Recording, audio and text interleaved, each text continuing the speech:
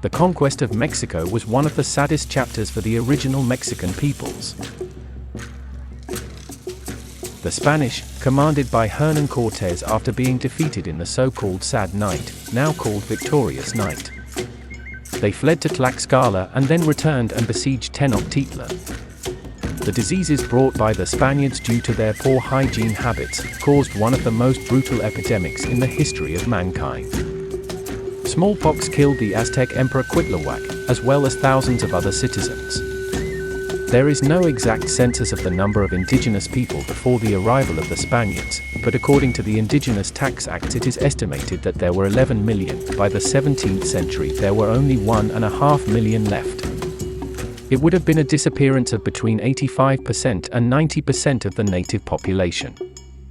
In the Spanish narrative, Hernán Cortez is considered a kind of revolutionary who liberated the misnamed Indian tribes from the barbarism of the Aztecs.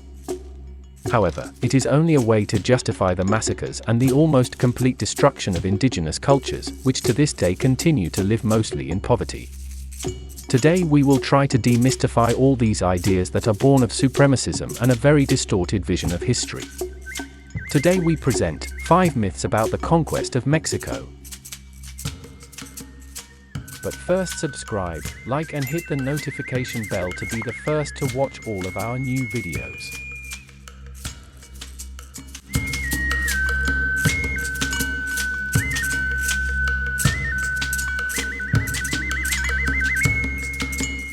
First myth: cannibalism due to lack of food.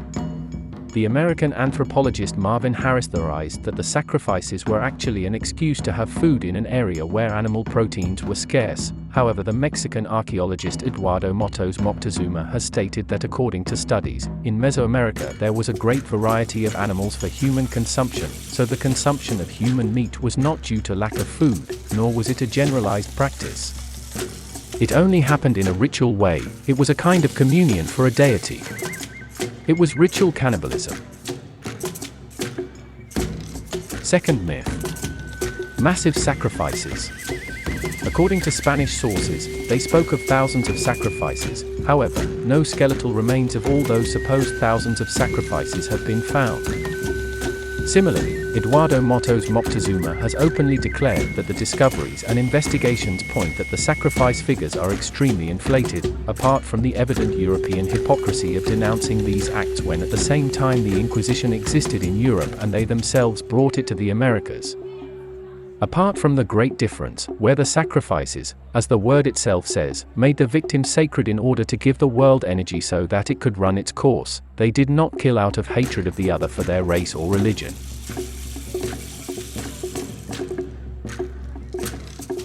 There was a special feast to Huitzilopochtli, god of war, in which prisoners were sacrificed and with the ritual intention that the sun would not stand still.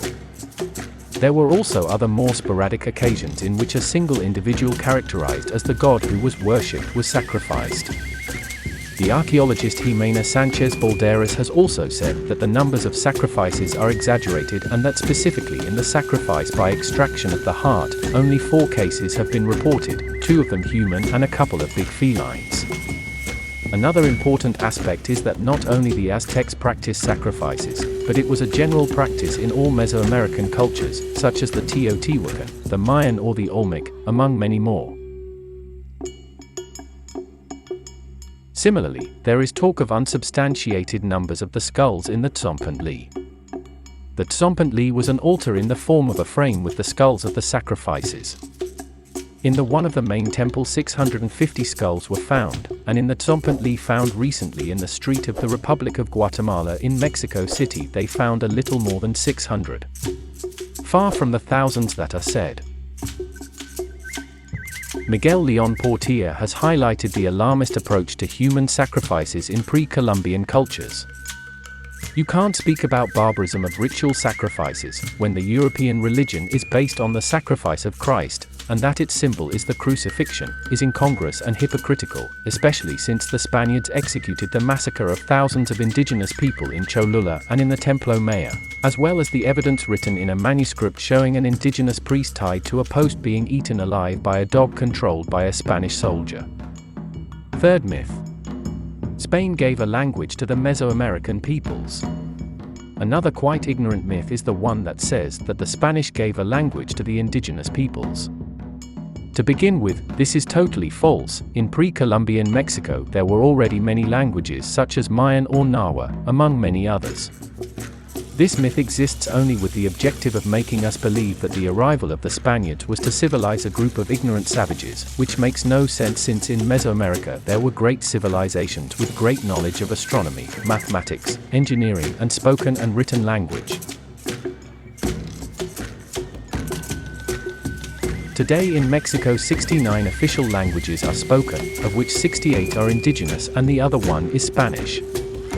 We are talking about the fact that 7 million Mexicans speak an indigenous language and that there could have been more, if not for evangelization, where indigenous people were forced to abandon their mother tongue for the Spanish imposed by the conquerors. Fourth myth. Spain gave names to Mexicans. In the same way, some characters, among them the former Spanish president, José María Aznar, has declared that they have given them names, since today in Mexico most surnames and names are of Spanish origin. However, the reality is that when evangelizing and baptizing the indigenous, their names were replaced by Spanish Catholic names and surnames. Some who were allowed to keep their names as surnames were the Tlaxcalans, for the support they gave to the Spanish. From there on, indigenous names are very scarce and in some areas practically non-existent. Fifth myth. Hernán Cortez was a revolutionary. The European narrative casts Cortes as a Mesoamerican liberator from the hands of the barbarian Aztecs. While it is true that the Aztec Empire dominated the other peoples through war and tribute, it must also be understood that the peoples dominated by the Triple Aztec Alliance maintained their form of government. What is known as self-government. They kept their leaders and were forced to pay tribute to the Aztec Emperor. Cortes convinced several enemy cities and others oppressed by the Aztecs to join his ranks. However, as we can see historically, they only changed oppressors. The Aztecs had slaves, however, they could develop almost a free life, being able to work and start a family. For the New Spain, many indigenous people became slaves under the European concept of slave, as well as all the Africans brought to the continent. Apart from the fact that in the New Spain the social organization was through a racist caste system which determined the place of its citizens according to their race and origin. Around 1639 Pope Urban VIII outlawed slavery in the colonies of Spain and Portugal. At that time, King Philip IV of Spain complied with the decision and ordered the release of the natives. However, the Africans were not contemplated. As we can see, the Spanish colonization was extremely violent. Although in some places it is spoken of as the liberation of the peoples, the evidence tells us that the vast majority of its cities and palaces were razed to the last stone and their culture and religion changed by the imposition of Christianity. To this day, not only Mexico, but all of Latin America has been plundered of its natural wealth by European empires, as well as its population left in precariousness and marginalization. They went from being proud and wise people who wore beautiful feathers, gold, obsidian, and jade, to being forgotten. Mexico has perhaps the richest culture in the world. Without denying European contributions, Mexico has remained a power thanks to the resistance of its people, sons of Quetzalcoatl. Despite being a beaten people, 500 years after the fall of Mexico Tenochtitlan, the resignification of its history will bring back the splendor of its native and mixed-raced people, so we will remember that they are the same food, the same traditions and the same faces before the cultural genocide.